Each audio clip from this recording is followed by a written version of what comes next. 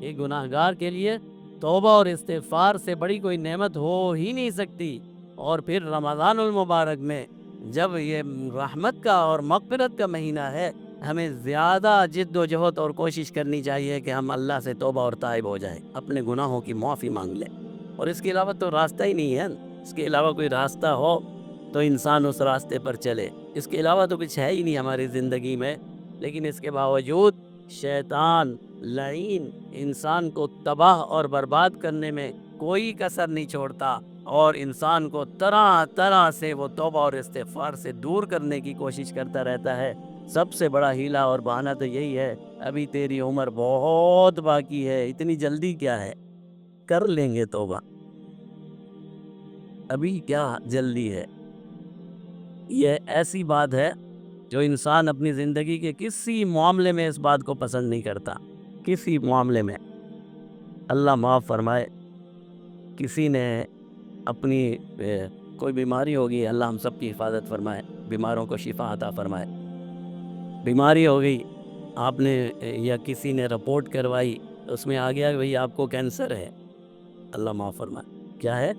Cancer ہے، لیکن ابھی ارلی اسٹیج ہے، ابھی ہوا ہے۔ اگر آپ کوشش کریں تو اس کا علاج ممکن ہے اور یہ صحیح ہو جائے گا۔ اور میں مشورہ دوں اس مریض کو، ابھی کیا جلدی کیا ہے، ابھی تو اسٹیج ہے نا، ابھی تو پہلا اسٹیج آئے گا، پھر دوسرا آئے گا، پھر تیسرے اسٹیج میں جا کے علاج کروانا۔ تو آپ میری بات مانیں گے؟ اگر مولوی صاحب کیسی باتیں کرتے ہو، میں بیمار ہوا ہوں، مجھے کینسر ہے، آپ کہتے ہو ابھی جلدی کیا ہے؟ تو اللہ کے بندے تو کیسی باتیں کرتا ہے؟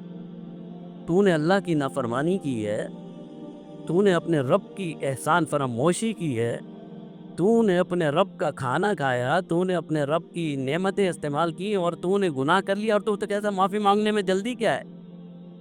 بھئی پھر کب معافی مانگے گا؟ تو احسان فراموش کیوں رہنا چاہتا ہے؟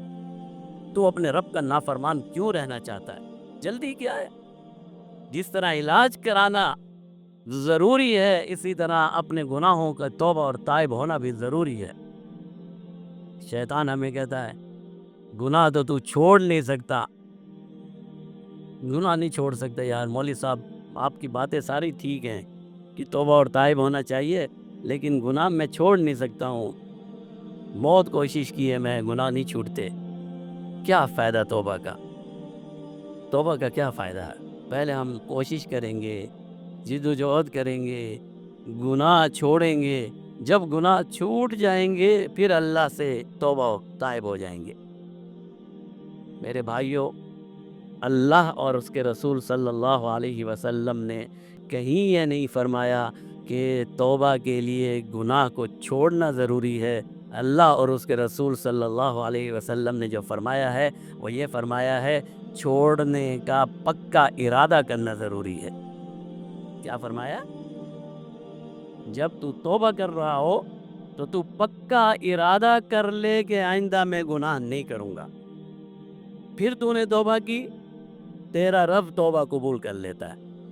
پھر اگر خدا نہ خواستہ کوئی کمزور لمحہ آ گیا اور تو نے پھر گناہ کر لیا، پھر آ جا در پہ پڑ جا اور کہے آئندہ پکا ارادہ ہے کہ میں نہیں کروں گا۔ ہم بچپن میں ایسے ہی کرتے تھے نا، ہمارے بچے ہمارے ساتھ ایسے ہی کرتے ہیں کہ نہیں کرتے؟ بچہ ایسے ہی کرتا نہیں کرتا؟ کہتا ابا جان آئس کریم کھانی ہے، آپ کہتے ہیں بیٹا گلا خراب ہو جائے گا، ایک دفعہ کھلا دیں، پکا وعدہ ہے آئندہ نہیں کہوں گا۔ ہوتا ہے نہیں ہوتا؟ ایک دفعہ بس ابو جان آج کھلا دیں، اماں جان آج کھلا دیں، آج کے بعد میں کبھی آئس کریم کا نام ہی نہیں لوں گا۔ اور آپ کہتے ہیں پکا وعدہ ہے، آپ کہتے ہیں پکا وعدہ ہے، آپ آئس کریم کھلا دیتے ہیں۔ وہ شام کو وہی بچہ اور وہی آپ اور وہی اس کا وعدہ۔ تو توبہ کے لیے جو اللہ نے ہمارے اوپر ذمہ داری لگائی ہے وہ یہ ہے کہ بندے جب تو توبہ کرنے آ، شرمندہ ہو کر آ اور یہ وعدہ لے کر آ دل میں پختہ، انہ علیم بذات الصدور، وہ دلوں کا حال جانتا ہے، پختہ ارادہ لے کر آ کہ آئندہ میں یہ گناہ نہیں کروں گا، تو یہ کر کے آئے گا میں تیری مغفرت کر دوں گا۔ پھر اگر شیطان نے تجھے بہکا دیا تو نے بچنے کی کوشش کی، پھر گناہ ہو جائے پھر توبہ کر لے۔